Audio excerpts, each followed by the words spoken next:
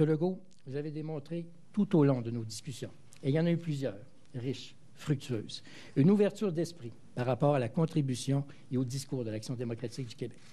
C'est cette ouverture d'esprit qui permet qu'aujourd'hui, nous pouvons proposer aux Québécois cette solution, cette fusion entre l'ADQ et la coalition Avenir Québec. C'est pourquoi je vous assure de mon soutien plein et entier, de même que de soutien du caucus des députés et du parti. Alors voilà comment ça s'est scellé dans un hôtel de Québec à 11 h ce matin. La fusion, le mariage, la prise de contrôle, on va appeler ça comme vous voulez, entre l'ADQ et la CAQ, la coalition donc, de M. Legault. Il est avec nous, le chef de l'ADQ, Gérard Deltel. Bonsoir. Bonsoir. M. Deltel, je vais vous montrer d'abord des images. C'est assez amusant, la chorégraphie qu'on a vue du verre d'eau. Je ne sais pas si vous les avez vues à la télé. Oui, je les ai vus Dieu, tout à l'heure. Tout était planifié. On va regarder ça. Regardez, vous déposez le verre d'eau au même moment. On regarde, on boit au même moment.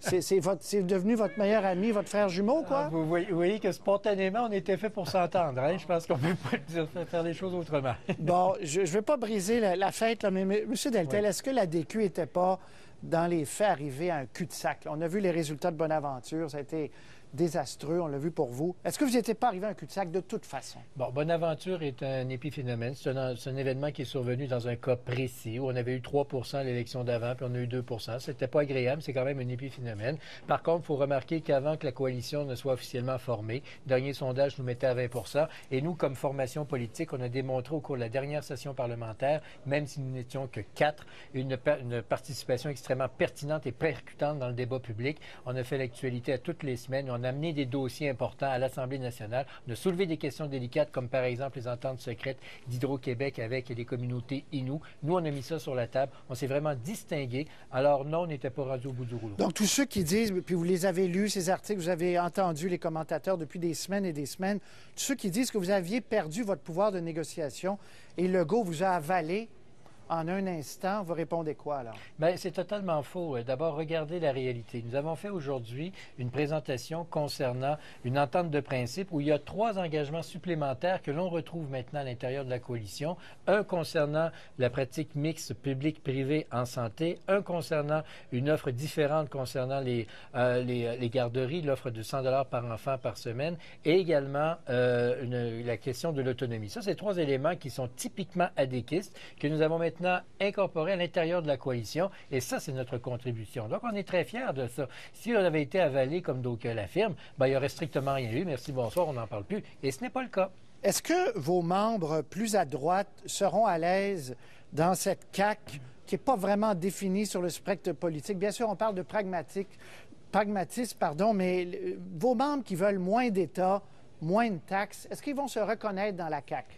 Bien, prenez moins d'État. La coalition, comme l'Action démocratique d'ailleurs, propose que ce qui est l'abolition des commissions scolaires, l'abolition des régies des agences de santé, revoir la question du nombre d'employés à Hydro-Québec pour rendre cette société d'État beaucoup plus efficace. Ça, c'est justement moins d'État. Et ça, c'est justement être plus efficace. Mais ça relève de l'Action démocratique. Et du reste, sur les 20 propositions annoncées par M. Legault il y a 3 semaines, il y en a 12 qui sont presque du copier-coller de ce que l'ADQ propose depuis des années. Donc oui, on s'y retrouve. La lutte à la dette concernant un sujet qui est très important, qui a été amené par l'Action démocratique il y a une quinzaine d'années, la lutte à la dette, la coalition fait sienne cette proposition-là en suggérant que toutes les redevances des ressources naturelles soient appliquées à la réduction de la dette. Bien, ça, justement, c'est une vision qui est plus de centre-droit. Pour vous, M. Deltel, la CAQ est un parti de centre-droit, là? Bien, pour moi, c'est comme ça, parce que s'il n'y avait pas eu ces éléments qui nous ressemblent beaucoup, comme je vous disais, 12 résolutions sur 20 qui, à notre point de vue, sont issues des pensées de l'Action démocratique, on n'aurait pas pu entamer des discussions pour voir si on est capable de faire une fusion. Non seulement on a déjà cet élément-là avec les 12 sur 20, mais en plus, aujourd'hui, on a rajouté 3 autres éléments. Bon, comment vous expliquez? Vous en avez entendu peut-être plutôt les jeunes dans votre parti. Il y en a qui sont agacés par le nationalisme qu'on demanderait à la Caisse de dépôt. Les gens plus à droite aussi, M. Garcia et compagnie, eux, ils disent on n'embarque pas là-dedans. La CAQ, M. Legault est un centriste de gauche, gauche c'est efficace. Appelez ça comme vous voulez, mais on ne se retrouve pas là-dedans. C'est un point de vue que je ne partage pas, mais que je respecte énormément. Moi, je salue le fait que M. Garcia participe au débat, qu'il le fasse de façon correcte et respectueuse. Je le salue, je l'apprécie grandement. Tout comme aussi, il y a des jeunes qui ne partagent pas ce point de vue-là. Vous savez, moi, comme chef, j'ai jamais dit à nos gens, vous n'êtes pas d'accord, taisez-vous, sacrez votre camp. C'est pas comme ça que j'ai dirigé le parti pendant 2 ans. Au contraire, si vous avez des choses à dire, venez nous le dire. Et il y a eu des débats tout à fait corrects à l'intérieur de notre parti. C'est ce à quoi on assiste actuellement. Très bien. Alors, il va y avoir des débats. Il y en a qui sont pour, il y en a qui sont contre, et c'est tout à fait normal. M. Deltel, en 10 secondes, si la CAQ était à 5 ou 6 dans les sondages, est-ce que vous seriez allé avec lui? M. Charest disait, vous avez été attiré par les sondages aussi, là. Non, pas du tout. C'est les idées qui nous conduisent. Si ça avait été la question de sondage, il y a 6 mois, on aurait réglé ça. Merci, bonsoir, on n'en parle plus. On a laissé la coalition faire son travail, déposer ses documents, et nous, on a vu qu'il y avait un potentiel d'alliance là-dedans. On a bonifié l'offre de la coalition avec des idées de l'Action démocratique, ce qui fait qu'aujourd'hui, on a une entente de principe. Puis, M. Charest, je pense qu'il n'est pas bien placé pour faire des leçons sur le gars qui gouverne en fonction des sondages. Je vous dirais une affaire, il a toujours fait sa campagne en disant qu'il n'allait pas augmenter les taxes, vous allez être donc tout le reste. Merci. Vous allez être le chef donc au Parlement à Québec des troupes, des 8 députés vraisemblablement, puis il y en aura d'autres qui vont revenir, qui étaient partis de chez vous. Actuellement, oui, nous sommes 4. Oui, de votre côté. Je vous ai écouté tout à l'heure à votre bulletin de nouvelles, vous disiez qu'il y en aurait peut-être 4 autres la semaine prochaine. On verra. Pas été une grande surprise pour vous, ça. Merci, M. Deltel. À la prochaine. Au revoir, Salut.